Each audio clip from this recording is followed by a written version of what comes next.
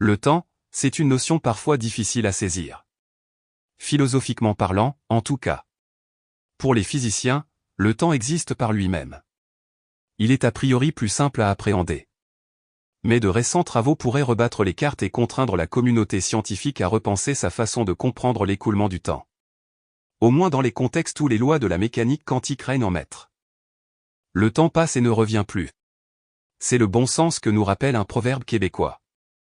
Mais qu'est-ce que le temps? En physique, il n'a pas vraiment besoin de définition.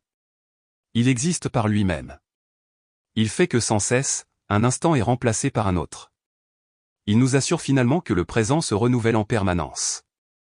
Pourtant, ce n'est qu'avec Galilée, 1564 à 1642, puis Isaac Newton, 1643 à 1727, que le temps fait son apparition dans les équations. Comme une entité absolument universelle. Lire aussi, un instant après le Big Bang, on a vu naître le temps. Plus tard encore, c'est Albert Einstein, 1879 à 1955, qui repose la question du temps. À en croire sa théorie de la relativité, il existerait autant de temps propres qu'il existe d'observateurs différents. Des temps propres qui peuvent se désynchroniser lorsque les observateurs en question se mettent en mouvement. Et l'on commence à s'éloigner de l'expérience classique que nous faisons tous du temps au quotidien. Un temps qui passe et encourage les choses à évoluer. Selon les physiciens, cette évolution se fait spontanément vers des états de plus en plus désordonnés. Des états de plus grande entropie. C'est bien ce qui empêche, en principe, la flèche du temps de se retourner.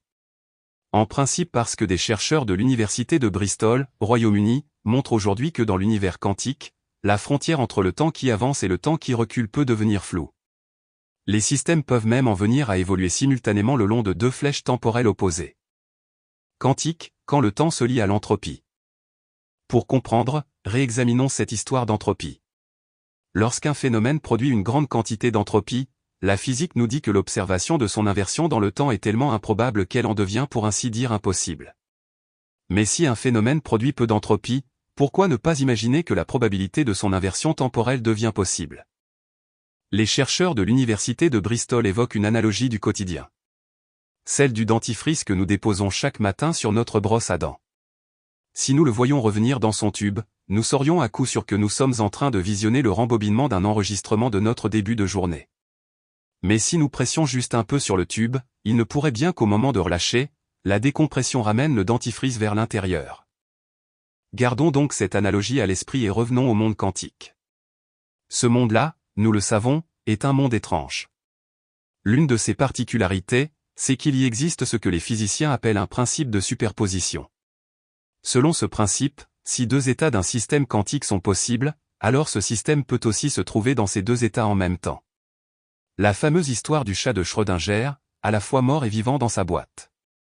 En appliquant ce principe à la flèche du temps, les chercheurs de l'université de Bristol suggèrent qu'un système quantique qui produit de toutes petites quantités d'entropie, un système capable donc d'évoluer dans l'une ou l'autre des directions du temps, comme notre petit peu de dentifrice qui sort et rentre à nouveau dans son tube, devrait aussi bien pouvoir évoluer dans les deux directions simultanément. Des applications pratiques en vue? Que le phénomène ne soit pas directement observable dans notre monde n'étonnera personne. En revanche, partant du principe que les lois de notre univers sont basées sur des lois de la mécanique quantique, nous pourrions légitimement nous poser la question de savoir pourquoi nous ne rencontrons jamais de telles superpositions de flux temporels dans la nature. Si le temps est généralement considéré comme un paramètre en constante augmentation, ces travaux montrent que, dans le monde quantique au moins, les lois qui régissent son écoulement sont en réalité beaucoup plus complexes qu'il n'y paraissait. Peut-être les chercheurs devront-ils même repenser la façon dont ils envisagent cette quantité dans les contextes où les lois de la physique quantique ont leur importance. Et jouent parfois même un rôle crucial.